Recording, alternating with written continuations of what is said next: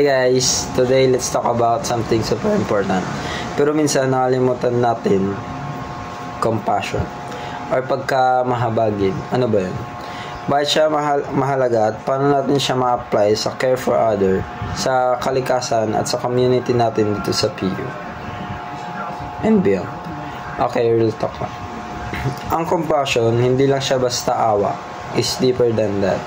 Para sa ating compassion is pakikiramay, pagkilos. Ibig sabihin na naramdaman mo yung sakit o hirap ng iba, tapos may urge ka na do something about it.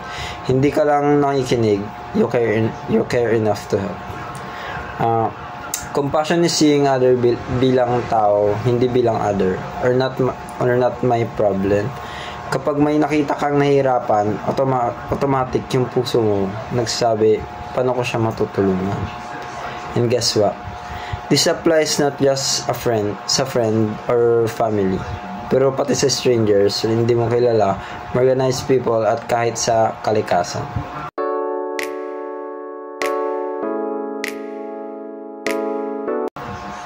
Okay, let's break down.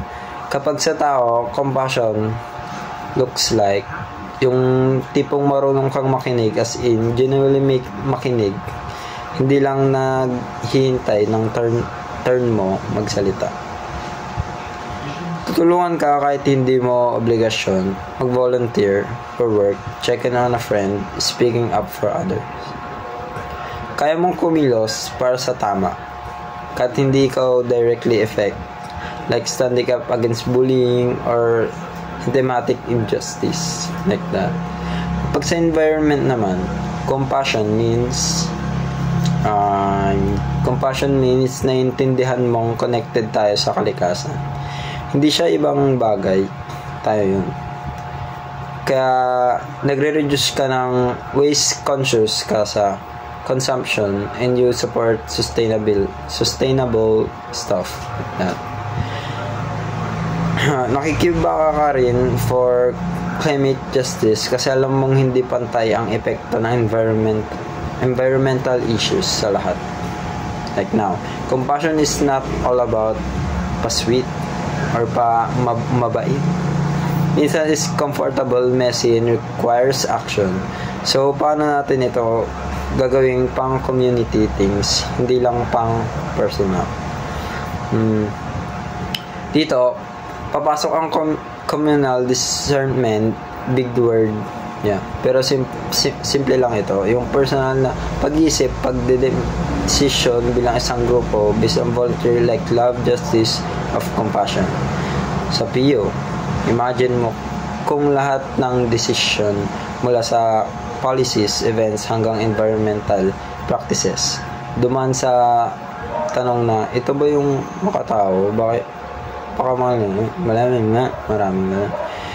Ito ang communal discernment. Hindi siya about kung sino ang pinakamalakas ang boses. It's about listening to each other, effecting and choosing the most compassionate way forward together. Imagine a word na ganun. Lahat ng decision making, walang naiwan. So ayun, compassion is pakikiramay ang may kasamang action.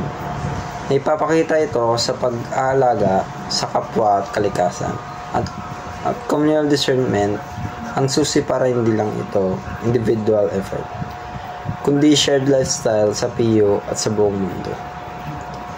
Kaya tanong ko sa'yo, anong compassionate decision ang pwede mong simulan today?